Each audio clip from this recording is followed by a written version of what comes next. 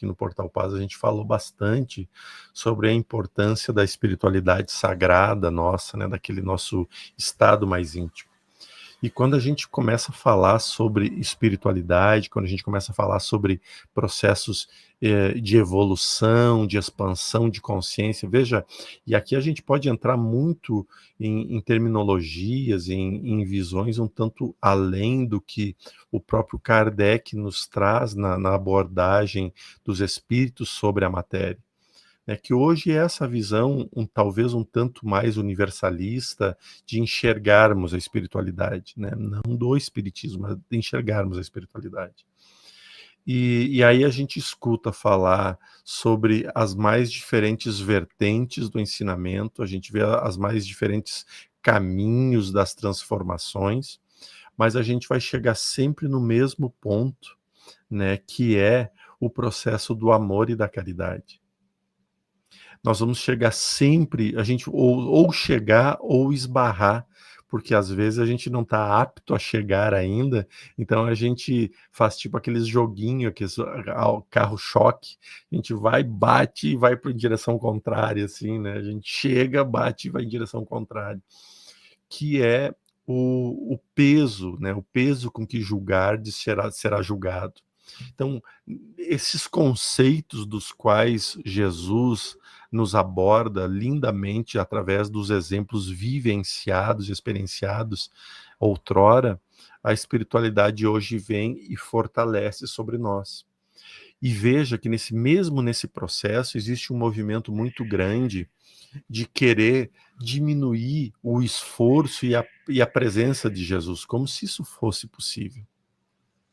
Porque não é a personificação do homem Yeshua, mas é o ensino que o homem deixou, o ensino que aquele homem personificado na espiritualidade, numa espiritualidade deixou. E ele vinha e ele demonstrava que ele não julgava, ele demonstrava que ele amava, ele demonstrava que ele perdoava, ele demonstrava que ele tinha tolerância e ele demonstrava que ele tinha o conhecimento da física, da química, da biologia, da ciência avançada, ao ponto de operar para a época milagres, para nós hoje movimentações de energia, né, muito bem explicadas pelas mais diversas teorias, da dupla fenda, do movimento quântico, do movimento biológico, físico, né, ou seja, todo esse movimento.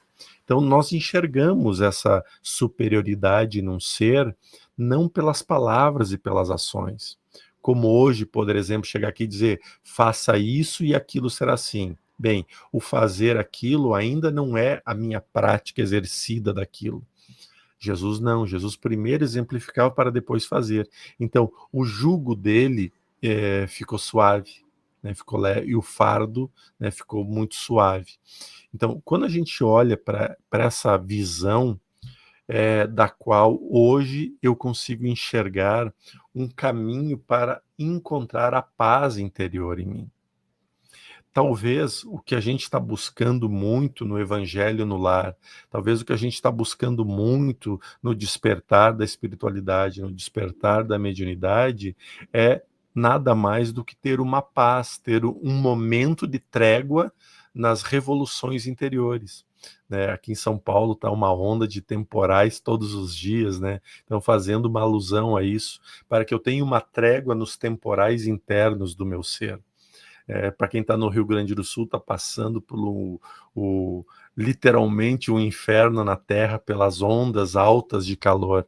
Ter um momento de paz no calor infernal que se faz assim, bagunçando todo.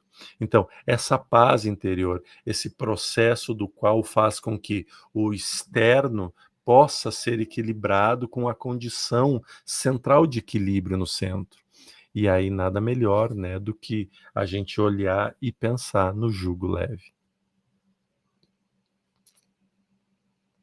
Eu acho que essa visão, né, que você trouxe, Jordelei, ela é muito prática, então é muito boa para a gente aplicar no dia a dia, e ela faz parte mesmo, né, dessa nossa maneira, às vezes, de ver o Evangelho, né, com essa nossa necessidade de entender as nossas dores atuais, né?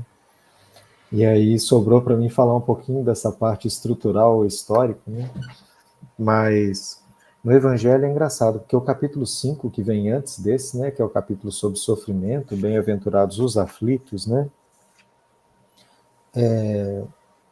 Tem muito essa questão, né, do estudo longo do Kardec, tanto é que é um dos capítulos mais longos, né, o capítulo 5, que é ele falando sobre o sofrimento e o sentido do sofrimento.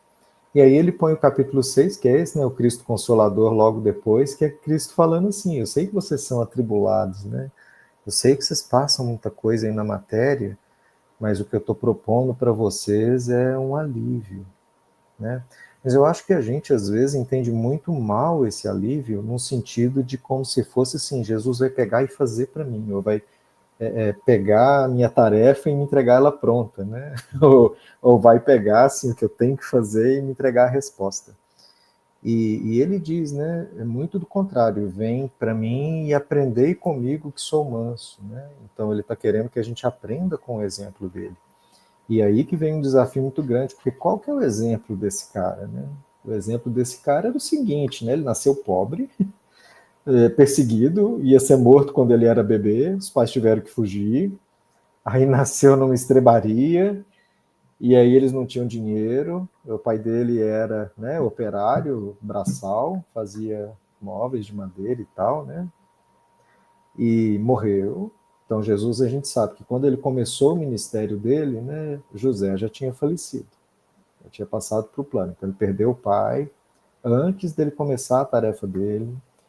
Aí ele foi rejeitado na cidade dele, foi rejeitado pela família dele, né? Meio que teve que fugir de lá, começou a pregar, e quem parou para escutar? Quem parou para escutar? Um bando de pescador analfabeto, né? Um monte de gente lá que não tinha ferramenta, não tinha dinheiro, não tinha estrutura, mas começou a seguir, né? E aí ele operou os milagres, recebeu de volta ingratidão, traição, abandono, né? Então foi isso que foi a vida dele, né? A vida dele foi isso, para acabar julgado por nada, né? Porque ele não tinha feito nada, condenado, condenado à pena de morte, né? Se a gente fosse pensar hoje, é como se a pessoa tivesse ido para a cadeira elétrica, né? Uma coisa assim. Quer dizer, você é um bandido e vai ser morto porque você é muito mal. E foi isso, né? E aí ele está dizendo que o jugo é leve, né? E que é para a gente aprender com ele o jugo leve, como assim? Né?